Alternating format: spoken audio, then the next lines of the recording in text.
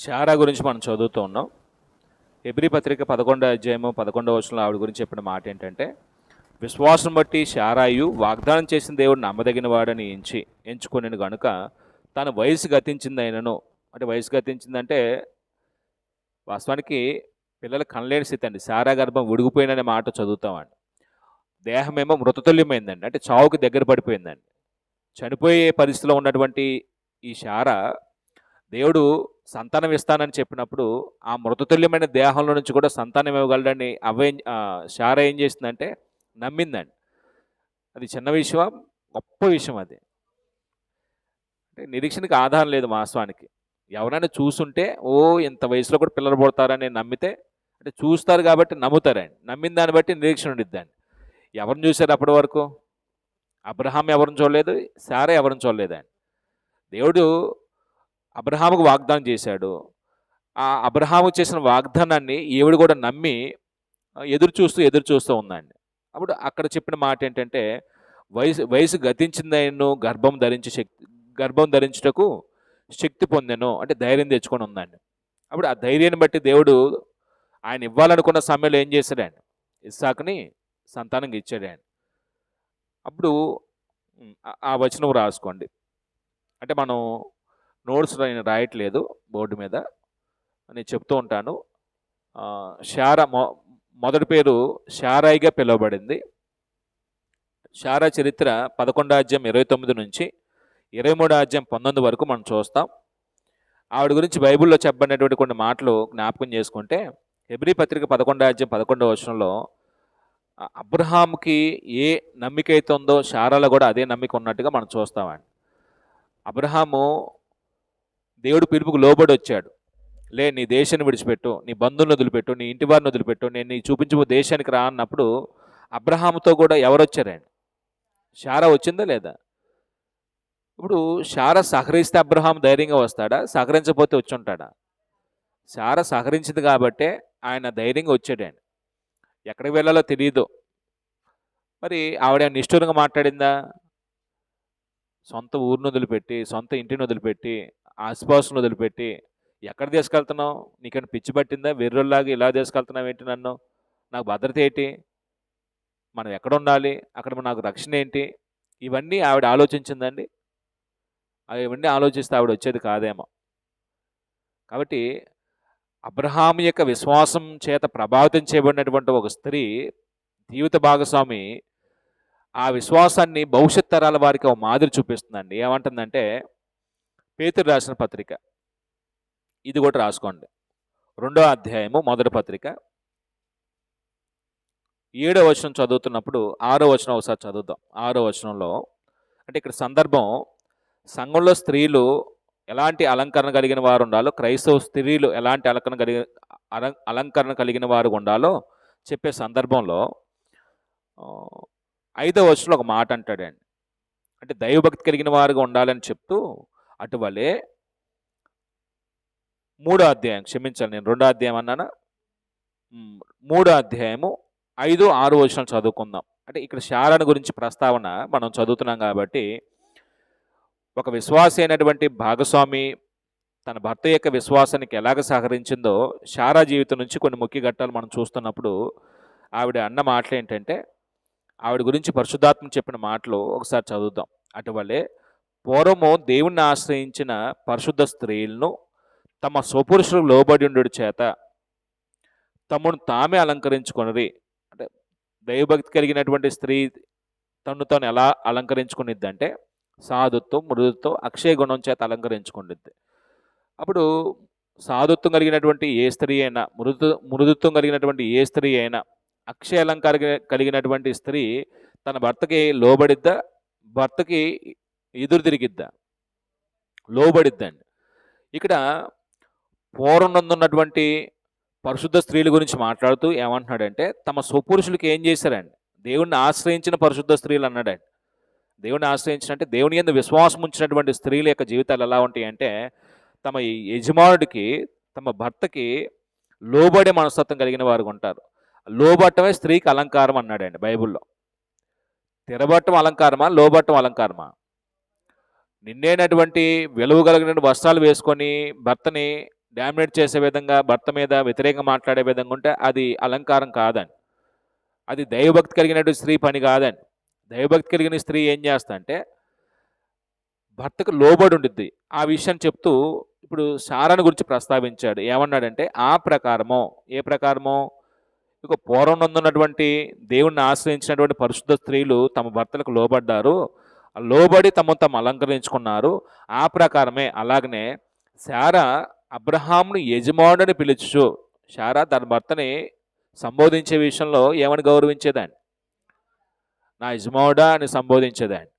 10 మందిలో ఉన్నప్పుడు పేరు పెట్టి పిలిచిందనుకోండి, అది ఆయనకు గౌరవం. అబ్రహాముకి ఏ అబ్రహాం ఇట్రా అందనుకోండి, అబ్రహాముకి గౌరవం అది. అంటే భక్తి కలిగినటువంటి స్త్రీ, నెనను కలిగినటువంటి స్త్రీ ఘనత నొందటానికి కారణమైంది అనటానికి బైబిల్లో కొన్ని వచనాలు మనం చూస్తున్నప్పుడు, దేవుడు తను ఏలుబడి చేయటానికి తనకు శిరస్సుగా పురుషుని ఇచ్చినప్పుడు పురుషుడికి అన్ని విషయాల్లో ఏం చేస్తుందంటే లోబడుతుందండి. అప్పుడు ఆ పురుషుడు విశ్వాసం అనుకోండి, ఆ విశ్వాసం మీద ఆ స్త్రీ తన జీవితాన్ని కట్టుకుంటూ కుటుంబాన్ని కట్టే విషయంలో ఒక మంచి మాదిరిని ఇతరులు కనబరుస్తూ ఉండిద్ది. ఆ కనబరిచే విషయంలో భర్తను ఏమని సంబోధిస్తాయంటే అబ్రహాముని యజమానుడిని పిలుచు, అతనికి లోబడి ఉండెను. అంటే అబ్రహాంకి లోబడిందా లేదండి?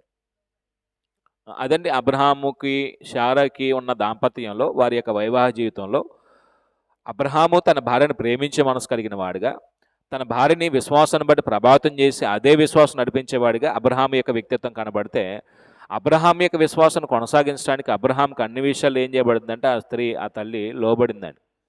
ప్రస్తుతం క్రైస్తవ కుటుంబాలు విచ్ఛిన్నమవటానికి కారణం ఏంటంటే భార్యాభర్తల విశ్వాసాల వ్యత్యాసం వస్తుంది. భర్త ఒక విశ్వాసం, భార్య ఒక విశ్వాసం అండి. భార్య భర్తలో వేరు విశ్వాస స్థాయిలు కలిగిన వారిగా ఉండటం వల్ల కుటుంబం దేవుడు కోరుకునే కుటుంబాలుగా కట్టబడే విషయంలో వైఫల్యం చెందుతున్నాయి. ఇప్పుడు వీళ్ళిద్దరి ప్రభావం ఎవరి మీద పడుతుందంటే వచ్చే పిల్లల మీద పడిద్దండి. ఇప్పుడు ఇద్దరు ఒకే విశ్వాస స్థాయి కలిగిన వారు కాదు. ఒకవేళ కుటుంబంలో ఒకరు రక్షించబడతారు, ఒకరు రక్షించబడరు. ఒకరు దేవుని రాజ్య పౌరులు, ఒకరు సాతాను రాజ్య సంబంధులు. ఇప్పుడు ఒకళ్ళ గురి వేరు, ఒకళ్ళ గురి వేరండి. ఇప్పుడు వీళ్ళిద్దరి యొక్క అభిరుచులు వేరుగా ఉంటాయి, గురులు వేరుగా ఉంటాయి, వారి యొక్క ఇష్టాయిష్టాలు వేరుగా ఉంటాయి, వాళ్ళ యొక్క ఆలోచన ధోరణి వేరుగా ఉండిద్ది. వీళ్ళ యొక్క ప్రభావం ఆటోమేటిక్గా ఎవరి మీద పడిద్ది అంటే కుటుంబంలో పిల్లల మీద పడిద్దండి. అంటే ఇద్దరు ఆత్మ సంబంధమైనటువంటి భావజాలు కలిగిన వారైతే ఆత్మ సంబంధమైనటువంటి భావజాలాలు పిల్లల మనసులో ఎక్కిస్తారు. ఒకరు శరీర సంబంధాలు, ఒక ఆత్మ సంబంధాలు కాబట్టి ఎవరి ప్రభావం ఎక్కువగా ఉండిద్దంటే ఇక్కడ ఆత్మ సంబంధ ప్రభావం కంటే కూడాను శరీర సంబంధ ప్రభావం ఎక్కువగా ఉండిద్దండి. ఆత్మ సంబంధులు శరీర సంబంధం ప్రభావితం చేయటం కంటే కూడాను శరీర సంబంధాలు ఆత్మ సంబంధాలు ఏం చేస్తారండి? ప్రభావితం చేసి విశ్వాసం నుంచి నెమ్మదిగా ఏం చేస్తారు? బలహీనం చేసేసి లాగిపడేస్తారండి. అందుకు ఎంత బలంగా తీవ్రంగా ఉండాలి అనేది మనం కొన్ని కుటుంబాల్లో క్రైస్తవ కుటుంబాన్ని అనే అంశం గురించి నేర్చుకుంటున్నప్పుడు మనం చెప్పుకుంటాం. అంటే ఇక్కడ ఆ వ్యత్యాసం లేదు. దేవుడు ఒక అద్భుతమైన కుటుంబం కట్టాలని దేవుని యొక్క ప్రణాళిక ఏర్పాటు చేసినప్పుడు వివాహంలో వాళ్ళిద్దరు జతపరిచినప్పుడు గొప్ప భాగ్యం ఏంటంటే అబ్రహాం విశ్వాస కుటుంబం నుంచి వచ్చిన వాడే. అబ్రహాముకి సహకారికి వచ్చినటువంటి ఈ శారా కూడా విశ్వాస సంబంధరాలైనటువంటి వ్యక్తినండి. ఇద్దరు విశ్వాసులు దేవుని సంకల్ప కొరకు పనిచేస్తే ఎంత ఉన్నతమైనటువంటి కుటుంబాలు ఏర్పడతాయో ఆ కుటుంబం నుంచి మనం నేర్చుకోవచ్చండి. అప్పుడు ఈవిడ గురించి ఇంకో మాట అన్నాడండి, మీరును యోగ్యముగా నడుచుకొనొచ్చు. మీరును అంటే సంఘంలో ఉన్నటువంటి స్త్రీల గురించి మాట్లాడుతున్నాడు కాబట్టి యోగ్యంగా నడుచుకొనొచ్చు. అంటే నడుచుకోవటం అనేది ఇతరులు మేలు చేసే విధంగా వ్యవహరిస్తూ ఏ భయమునకు బెదరక ఉన్న ఎడల ఆమెకు పిల్లలు అవుతురు. విశ్వాసులకి తల్లిగా దేవుడు ఏం చేస్తున్నాడు? అబ్రహాంని ఒక స్థానం ఇస్తున్నాడు ఆయన. ఎందుకంటే శారా అబ్రహాం యొక్క విశ్వాస చేత ప్రభావితం చేయబడి అబ్రహాము ఏ నమ్మిక అయితే దేవుని పట్ల కనబరిచాడో, ఎంత లోబడ్డాడో అదే నమ్మకాన్ని, అదే లోబడే తత్వాన్ని తన భర్త పట్ల కనబరిచింది కాబట్టి, యజమానుడని గౌరవంతో సంబోధించింది కాబట్టి దేవుడు ఏమంటున్నాడంటే మీరును ఆవిడ వలె మీరు లోబడితే ఏ భయమునకు ఏదైనా సంఘటన ఎదురైనప్పుడు, కష్టం ఎదురైనప్పుడు, ఏదన్నా అభద్రత భావం వచ్చినప్పుడు వెంటనే మనం ఏం చేస్తామంటే బెదిరిపోతామండి, భయపడతామండి. ఇప్పుడు ఏమంటున్నాడంటే ఏ భయమునకు బెదరక. శారా బెదిరిందండి, ఎప్పుడైనా భయపడిందండి? ఇప్పుడు గెరార్ రాజుని అబీమెలెకు తీసుకెళ్ళాడు, లేకపోతే ఐగుప్తు రాజు తీసుకెళ్ళాడు, భయపడిందా ఆవిడ? నాకేమైపోయిద్దో, ఈ పిచ్చోని నమ్మొచ్చాను నేను, నా బతికిలా అయిపోయిందని ఏడ్చిందా? ఇంత రవ్వంత కూడా ఆవిడ నిష్ఠూరం లేదండి. మరి ఎక్కడొచ్చిందండి ఆ ధైర్యం? అంటే మనకి ఏదైనా చిన్న సంఘటన ఎదురైతే చాలండి, కొంచెం కష్టం ఎదురైతే చాలండి, సనుగులు వచ్చేస్తాయండి, తిరుగుబాటు వచ్చేస్తుందండి, వ్యతిరేకంగా మాట్లాడటం ప్రారంభిస్తామండి. ఏ భయమునకు బెదరొద్దంటే మనం ఏం చేస్తున్నామండి? ఏ చిన్నదానికైనా, చిన్న అసౌకర్యం వచ్చిన, చిన్న కష్టం వచ్చిన, బాధ వచ్చినా సరే బెదిరిపోతున్నాం, భయపడిపోతున్నాం అండి. దేవుని గురించి వ్యతిరేకంగా మాట్లాడతాం, మనుషుల్ని నిందిస్తాం, దూషిస్తాం, దేవుని కొన్ని సందర్భాల్లో దూరం అయిపోతాం. ఇక్కడ శారా పిల్లలుగా ఉండాలి అనేది దేవుని యొక్క కోరిక. ఎందుకంటే అబ్రహాముని దేవుడు విశ్వాసుల తండ్రిగా ఎంచినప్పుడు, విశ్వాసురాలైనటువంటి వారికి శారమ్మను ఏం చేశాడండి దేవుడు? తల్లిగా ఎంచాడండి. ఆమెకి కుమార్తెలు అవుతుడు అనే మాట. అంటే ఓ మంచి కుటుంబం ఏర్పడే విషయంలో అబ్రహాము యొక్క పాత్ర, అబ్రహాముకి సహకారిగా దేవుడు ఇచ్చినటువంటి శారా పాత్ర, ఇద్దరు పాత్ర ఉందా లేదా? ఇప్పుడు ప్రతి స్త్రీ ఇక్కడ శారా నుంచి ఏమి నేర్చుకోవాలండి? స్త్రీలు ఎక్కువ మంది ఉన్నారు కదా, ఏం నేర్చుకోవచ్చండి? ఒకటి, భర్తకు లోబట్టం అనేది స్త్రీకి అలంకారం చెప్పాడు కాబట్టి, వెలుపుటి అలంకారం కంటే అంతరంగంలో స్వభావం చేత అలంకరించుకొని ఆ సాధుత్వం, మృదుత్వం కలిగి లోబడి ఉండటం, లోబట్టం వల్లే ఒక మనిషిని మనం సంపాదించగలమండి. మాటకు మాట అనేవాళ్ళు ఎన్ని సందర్భాల్లో మాటకు మాటని పురుషుని యొక్క మనసుని నొప్పించి, ఆయన యొక్క ఈగో హర్ట్ అయ్యే విధంగా మాట్లాడి పూర్తిగా ఆయన దేవుని దూరం చేసే పరిస్థితి వస్తాయి. వచ్చిద్దా స్త్రీలకి? అంటే లోబట్టం అనేది మృదుత్వానికి సూచనగా చెప్పాడు. మృదుత్వం కానీ, అణుకు కానీ, నమ్రత కానీ, ఇది లోబట్టనే సూచనగా చెప్పాడు కదండి. అంటే మన మాటలో బదులు అన్నాం అనుకోండి, దానివల్ల ఏం సాధిస్తాం? ఒక మాటకు మాట అన్నాం, ఏం సాధిస్తాం? అంటే తొందరపడి మనం ఏం చేస్తామండి? పురుషుడు ఏదో అహంకార భావంతో మాట్లాడాడు, ఇప్పుడు ఏం చేయాలి స్త్రీ? సైలెంట్గా ఉంటే తన కుటుంబాన్ని కట్టుకునిద్దాన్ని. మాటకు మాట అంటే కుటుంబాన్ని ఏం చేస్తాను? రోడ్డును పడేసుకునిద్దాన్ని. అంటే మన చేతిలో ఉండిద్దండి. కొట్టుకోవటమైనా, కూల్చుకోవటమైనా ఎవరి చేతిలో ఉందండి? అది మన చేతిలోనే ఉందండి. ప్రతి కుటుంబంలో సమస్యలు ఉన్నాయండి. వీళ్ళ కుటుంబంలో సమస్య లేదండి? అబ్రహాం కుటుంబంలో సమస్య లేదా? సమస్యని రోడ్డు మీద తెచ్చారండి. ఇప్పుడు మన పరిస్థితి ఏంటంటే ప్రతి సమస్యని ఎక్కడ తెచ్చుకుంటామండి? రోడ్డు మీద తెచ్చుకుంటామండి. మరి మనం చేసే ప్రార్థనలు ఏమవుతాయి? మనం వినే వాక్యం ఏమైంది? మనం చెప్పే నీతి సూత్రాలు ఏమవుతాయి? దానికి ఏమన్నా మన జీవితానికి దానికి అసలు పొంతనేమన్నా ఉందా? చాలా జాగ్రత్తగా ఒక స్త్రీ కానీ, పురుషుడు కానీ. అందుకే మనం సామెతలు 14 అధ్యాయాలు మనం చదువుతామండి, 13వ వచనం అనుకుంటా. జ్ఞానవంతుడు తన ఇల్లును కట్టుకొని అంటాడే. ఇల్లు అంటే భౌతికంగా ఒక ఇల్లు ఇటుక మీద ఇటుక, ఇటుక మీద ఇటుక, ఇటుక మీద ఇటుక ఇల్లు కట్టడం, అది గురించి దాని గురించి మాట్లాడుతున్నాడా? తన కుటుంబాన్ని కట్టుకోవడం గురించి మాట్లాడుతున్నాడండి. నిజంగా శారా జ్ఞానవంతురాలా కాదా? ఎక్కడికి వెళ్ళినా భక్తిని మాత్రం వదిలిపెట్టలేదండి. వాళ్ళు ఎవటి సద్దన్న ఉన్నారు, ఊరు అనే పట్టణంలో ఉన్నారు, అక్కడ భక్తి కలిగిన వారే. భక్తి కలిగిన అబ్రహాముని దేవుడు పిలిచినప్పుడు లోబట్లో భక్తి కనపడిద్ది. ఐగుప్తుకి వెళ్ళినా, గెరార్ ప్రాంతం వెళ్ళినా, కనాన్ దేశం వచ్చినా, ఎక్కడికి వెళ్ళినా అనుకూల పరిస్థితులు ఉండి, ప్రతికూల పరిస్థితులు ఉన్నాయి. ప్రతికూల పరిస్థితులు కూడా వాళ్ళు ఏం చేసిన వాళ్ళు కాదంటే భక్తిని విడిచిపెట్టిన వాళ్ళు కాదండి. అంటే అంత సహకారం తన భర్తకి ఇచ్చింది కాబట్టి అబ్రహాము జీవితంలో దేవుడు తన సంకల్పాన్ని నిర్వర్తించడానికి ఏ వాగ్దానం చేశాడో ఆ వాగ్దానం నెరవేర్చబడటానికి శారా సహకారం అందించిందండి. అప్పుడు ఇలాంటి కుటుంబాన్ని దేవుడు ఆశీర్వదించి వాగ్దానం చేశాడు కదా, సంతానం ఇస్తాను అని. ఆ వాగ్దాన పుత్రుడే ఎవరండి? ఇస్సాక్ అండి.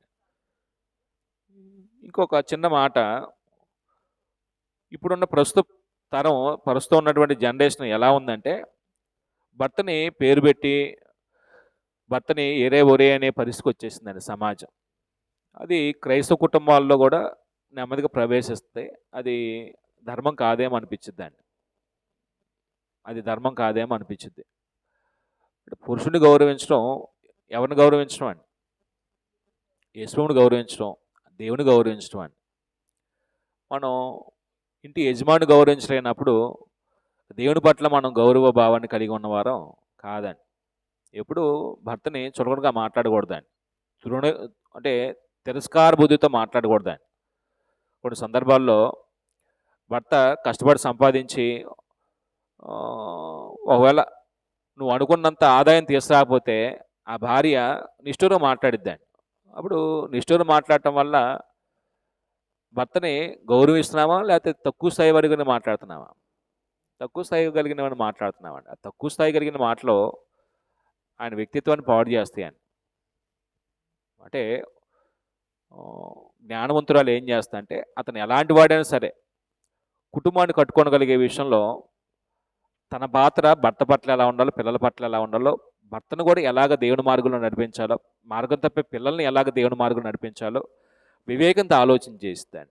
తన అత్తగారితో ఎలా ఉండాలో, మామగారితో ఎలా ఉండాలో, తోడుకోలతో ఎలా ఉండాలో, ఆడపడుచుతో ఎలా ఉండాలో, ఇదంతా జ్ఞానం చొప్పున ఎవరితో ఎలా ఉండాలో ఒక విశ్వాసగా ఆలోచన చేస్తాను. అలా కాకపోతే కుటుంబం వాళ్ళు విచ్ఛిన్నం అవటానికి కారణం అవుతాయండి. నేను దాటిపోతాను. ఇంకో విషయాన్ని మనం వీరికి దేవుడు వాగ్దానం చేసినటువంటి ఇచ్చినటువంటి సంతానము ఇస్సాకు గురించి మనం చదువుదాం. ఇస్సాకు గురించి నేను ఇంకొన్ని విషయాలు మనం ఆలోచన చేస్తే ఇస్సాకును గురించి ఇస్సాకు స్టోరీ మనం ఎక్కడి నుంచి ఎక్కడి వరకు చూడొచ్చండి.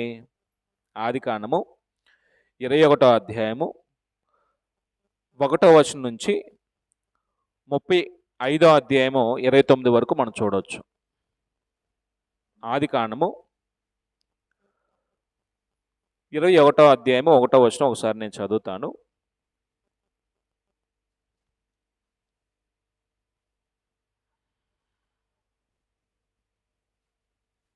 యెహోవా తాను చెప్పిన ప్రకారము శారాను దర్శించును.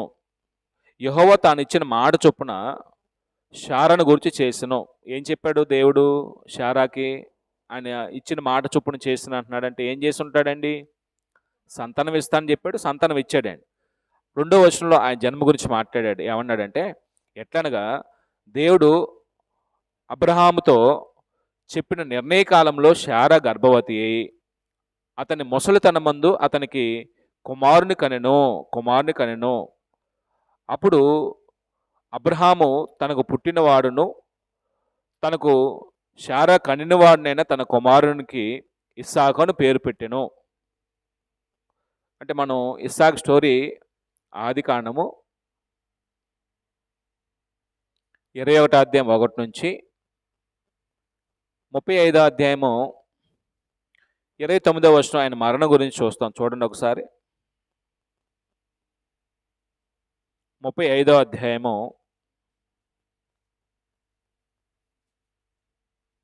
28, 29 వచనాలు నేను చదువుతాను. ఇస్సాకు బ్రతికిన దినములు 108 సంవత్సరములు. ఇస్సాకు కాలం నిండిన వాడై, అంటే కాలం నిండిన వృద్ధుడై అన్నాడు ఆయన. అంటే నిండు వృద్ధాప్యంలో ఆయన ఏమయ్యాడు? చనిపోయాడు ఆయన. కాలము నిండిన వృద్ధుడై ప్రాణము విడిచి మృతి పొంది తన పితల ఎద్దుకు చేర్చబడెను. అతని కుమారులైన ఏసావు, యాకోబులు అతని పాతి పెట్టిరి. 29 వరకు రాసుకోండి. 35, 29.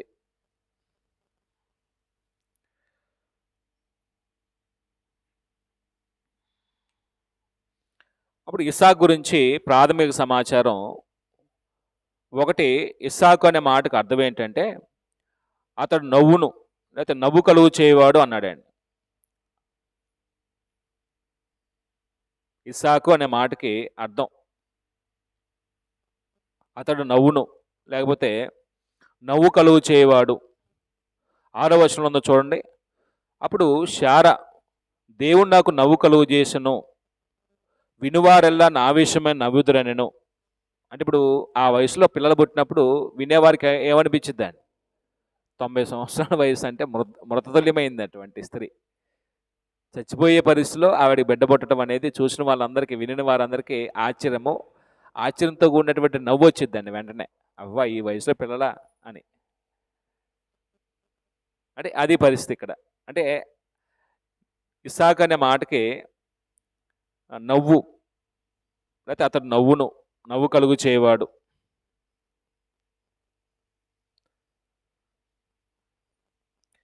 తండ్రి అబ్రహాము. 2 తండ్రి అబ్రహాము 21వ అధ్యాయము 2వ వచనంలో ఉందండి.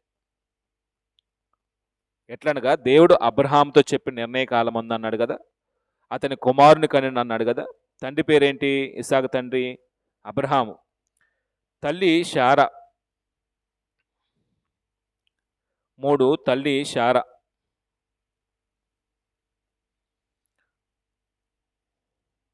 4 సాధారణంగా ఈ భూమి మీద సంతానం కలుగుతున్నప్పుడు దేవుడిచ్చిన బహుమానమే. ఇస్సాకి మనకి తేడా ఏంటండి? ఇస్సాకు జన్మించడానికి మనకి తేడా ఏంటండి? అంతేనండి. అంటే దేవుడు వాగ్దానం చేయబడ్డ కుమారుడు అండి. వాగ్దానం ద్వారా వచ్చినటువంటి కుమారుడు ఇస్సాకు. అంటే మనం సహజంగా దేవుడిచ్చిన బహుమానమే ఈ లోకంలోకి వచ్చాం. మన తల్లిదండ్రుల ద్వారా ఈ లోకంలోకి వచ్చాం. కానీ ఇస్సాకు ఉన్న ప్రత్యేకత ఏంటంటే వాగ్దానాల పుత్రుడు అండి. వాగ్దానాల ప్రతిఫలంగా దేవుడిచ్చినటువంటి బహుమానం అండి ఆయన. 17వ అధ్యాయము 16-18 వచనాలు ఒకసారి చూడండి. 16-18 వచనాల్లో అక్కడ అంటాడు, 16-18 వచనాల్లో 17వ అధ్యాయము ఆది కాండమే,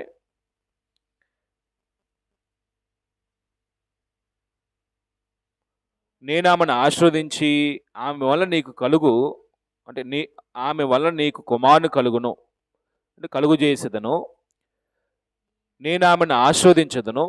దేవుడు అబ్రహాంతో మాట్లాడుతూ అంటున్నాడండి. శారా విషయంలో నేను ఆమెను ఆశీర్వదిస్తాను, ఆమె జనములకు తల్లి అయినను, జనముల రాజుల ఆమె వల్ల కలుగుదురని అబ్రహాముతో చెప్పాను.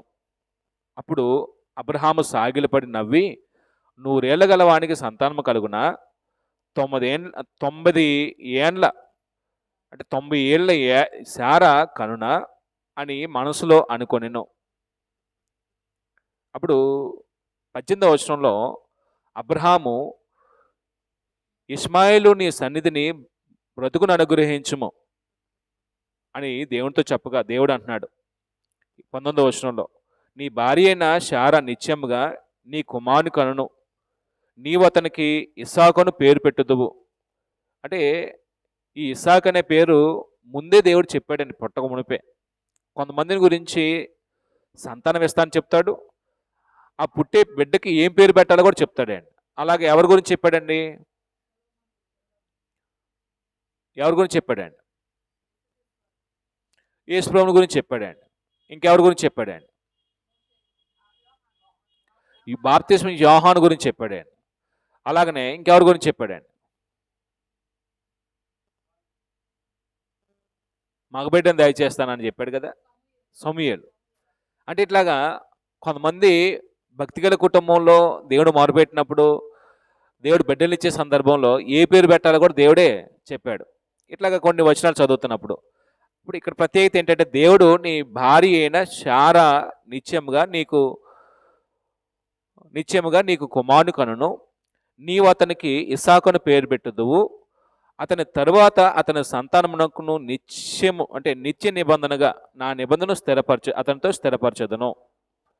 ఇప్పుడు వాగ్దాన పుత్రుడు ఎవరు? ఇప్పుడు ఇష్మాయేలా, ఇస్సాకా, లేకపోతే కెతురు నుంచి సంతానమ్మ? ఎవరండి వాగ్దాన పుత్రుడు? ఇస్సాకే వాగ్దాన పుత్రుడు అండి. మనం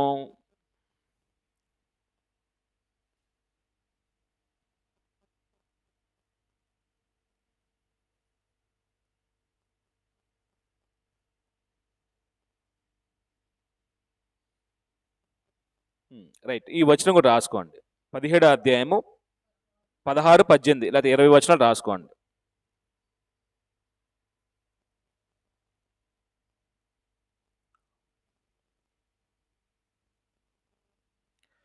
భార్య పేరు ఇస్సాకు భార్య పేరు ఏంటంటే, తండ్రి పేరు చూసాం, తల్లి పేరు చూసాం, ఆయన వాగ్దాన పుత్రుడని చూసాం, అంటే నిబంధనలకు వారసుడుగా చూసాం. 19-21 వచనాల్లో నిబంధనలకు వారసుడు కూడా రాసుకోండి. వాగ్దాన పుత్రుడే కాదు, దేవుని యొక్క నిబంధనకు వారసుడండి ఆయన. 19-21 వచనాల్లో మనం చూసిన మాటలను బట్టి 21వ వచనంలో మళ్ళీ చెప్పాడండి, అయితే వచ్చు సంవత్సరము ఈ కాలమందు శారా నీకు కనబోవు ఇస్సాకుతో నా నిబంధన స్థిరపరచదని చెప్పాను. అంటే ఎవరితో నిబంధన స్థిరపరుస్తున్నాడు? హాగర్ నుంచి వచ్చినటువంటి ఇష్మాయిల్తో కాదండి. శారా నుంచి వచ్చినటువంటి ఇస్సాకుతో నిబంధన స్థిరపరుస్తా అనే విషయం చెప్తున్నాడు. కాబట్టి వాగ్దాన పుత్రుడు ఎవరు వీటన్నిటిని బట్టి అంటే ఇస్సాకు అంటే వాగ్దాన పుత్రుడు, అలాగనే నిబంధనకు వారసుడు. 17వ అధ్యాయము 19, 21 వచనాలు మనం ఇందాక చెప్పుకున్నవే. అది 5వ పాయింట్. 6వ పాయింట్ భార్య పేరు, భార్య రెబ్కా. 24వ అధ్యాయం మొత్తం రాసుకోండి. అధ్యాయంలో మనం వివాహం గురించి అప్పుడు చదువుతాం. 24వ అధ్యాయం ఇస్సాకు స్టోరీలో మనం చూద్దాం కొన్ని విషయాలు. 24వ అధ్యాయము రెబ్కా, భార్య పేరు రెబ్కా.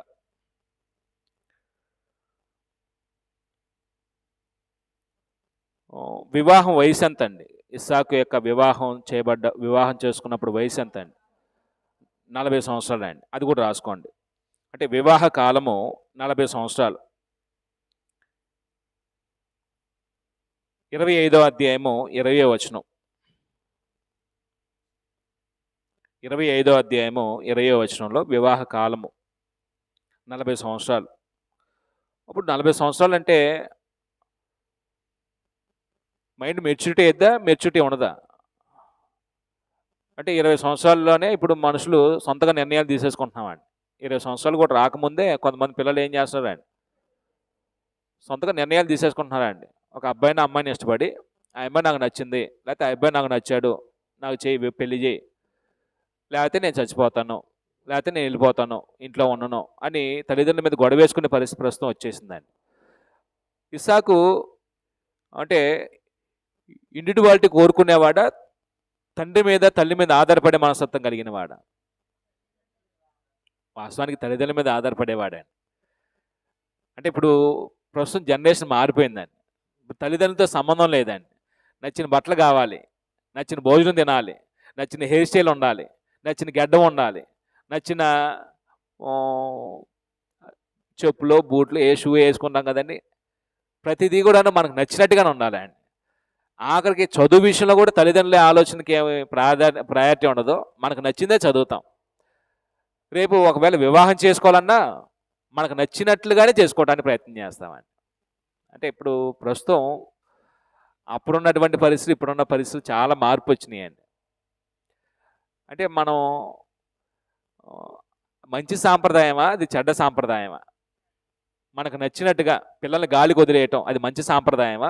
ఎవరికి నచ్చినట్టుగా, అరే మీకు నచ్చిన వాళ్ళు చూసుకుంటారా, మీకు నచ్చింది తినంటారా, మీకు నచ్చింది తెచ్చుకుంటారా, అది మంచి సాంప్రదాయమేనా? అయితే మనమే అలవాటు చేస్తున్నాం అనుకుంటాండి కదా.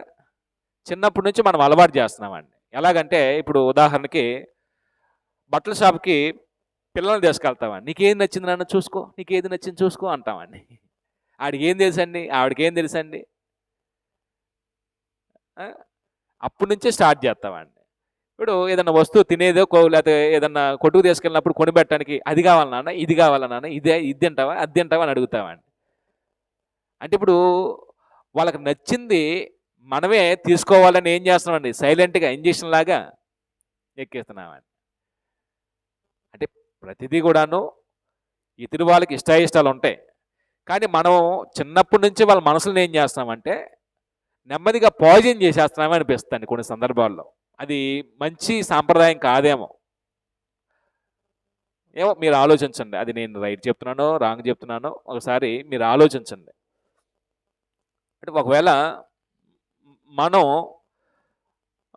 తల్లిదండ్రులుగా కాస్త జ్ఞానం వచ్చిన వాళ్ళం, మన పిల్లలకి ఏది కావాలో, ఎలాంటి వస్త్రాలు కావాలో, ఎలాంటి భోజనం కావాలో, ఎలాంటి సౌకర్యాలు కావాలో, ఎక్కడ ఉండాలో, ఏం చదవాలో వాళ్ళ గురించి వాళ్ళకన్నా మనకి ఎక్కువ బాగా తెలుసు. కాబట్టి మనం ఇలా చేస్తే బాగుండుద్దని మనం ఏం చేయాలండి, పిల్లలకి నెమ్మదిగా చెప్పి చేయించుకునే విధంగా ఉండాలండి.